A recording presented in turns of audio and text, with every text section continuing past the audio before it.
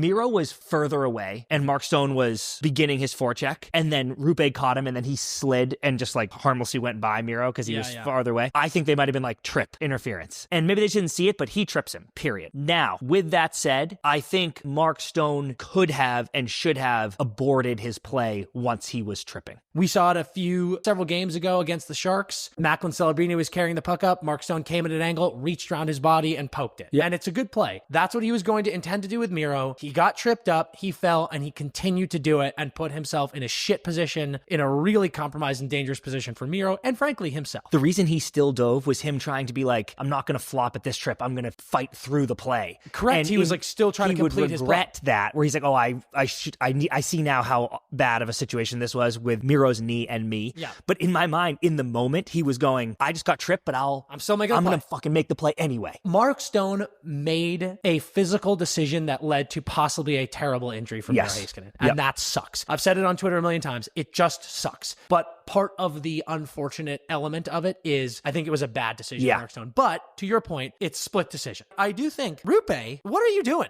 Dude, like that is the biggest factor here. I'm like, Rupe Hintz, what the fuck are you doing? That play made no sense and could have been and should have been called itself. He literally went like this, clamp stick, not even like loose stick that gets knocked away. You know what I mean? You know when you like drag, like throw your stick out there and it was an active trip. Clamp stick, so you will trip. And then is now going, that wasn't my fault. And I was like, well, it was certainly partially your fault.